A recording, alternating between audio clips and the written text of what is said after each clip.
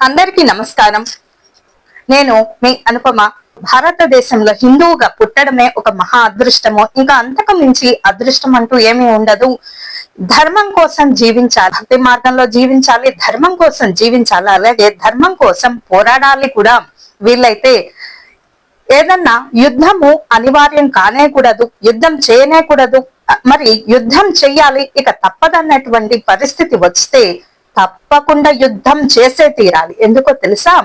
అమ్మో నేను యుద్ధం చెయ్యను, మా ఇంట్లో వాళ్ళు ఏమైపోతారో నేను చనిపోతే అంటే వీరుడు కానే కాదు.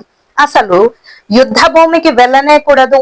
అసలు యుద్ధం అంటూ చేయాల్సిన అవసరం వస్తే తాడో పేడో తేల్చుకుంటే కానీ ఇంటికి తిరిగి వెనుదిరిగి వెళ్ళకూడదు. విజేతగా మరి వీరుడిగా ఇంటికి వెళ్ళాలి. లేదా ఆ యుద్ధ భూమిలో చనిపోయినా మంచిదే, అటువంటి వారు స్వర్గానికి వెళ్తూ ఉంటారు. దేవదుందుగులు మ్రోగించుకుంటూ దేవతలు స్వర్గానికి తీసుకెళ్తారు ఎవరైనా చనిపోతే గనక. అంతేగాని పిరికివాడిలాగా ఇంట్లో ఎదురు చూస్తూ ఉంటారు నా భార్య బిడ్డలు, ఇటువంటి మాటలు మాట్లాడేవాడు వీరుడు కాదు. దేశభక్తి దైవభక్తి ఉండేటటువంటి వాడు ఒకవేళ యుద్ధము అనిశ్చితమైనప్పుడు, యుద్ధం చెయ్యాలి అని అనిపించినప్పుడు, యుద్ధం చేయాలి అనేటటువంటి అవసరం వచ్చినప్పుడు ఖచ్చితంగా యుద్ధం చెయ్యాలి. యుద్ధంలో గెలుపొంది వీరుడుగా అయినా పర్వాలేదు, లేదా మరణించినా పర్వాలేదు, కానీ పిరికివాడిలాగా వెనక్కు తిరిగి మాత్రం రాకూడదు. అది వీరుడి లక్షణము. కాబట్టి హిందువుగా జీవించాలి. వీలైతే హిందువులను ఎవరైనా విమర్శిస్తూ ఉంటే అటువంటి వారిని ఖండించినా పర్వాలేదు. అటువంటి వాటి కోసము చాలా మంది దేశవ్యాప్తంగా చాలా మంది పోరాడుతూ ఉంటారు.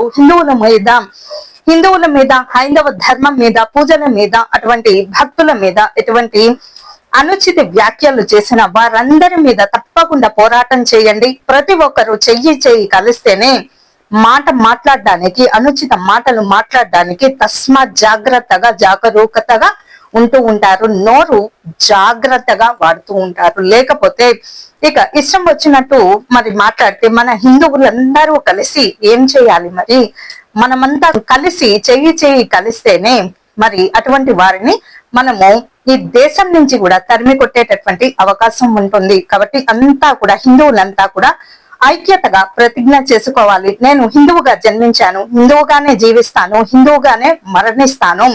మరి ఎవరైనా ఈ ధర్మానికి విఘాతం కలిగిస్తే తప్పకుండా ఆ సంఘటన కోసం తప్పకుండా పోరాడి తీరుతాను అనేటటువంటి నిశ్చలమైనటువంటి ప్రతిజ్ఞ బుని ఉండాలి. అంటే అంత ధైర్యం ఉండాలి.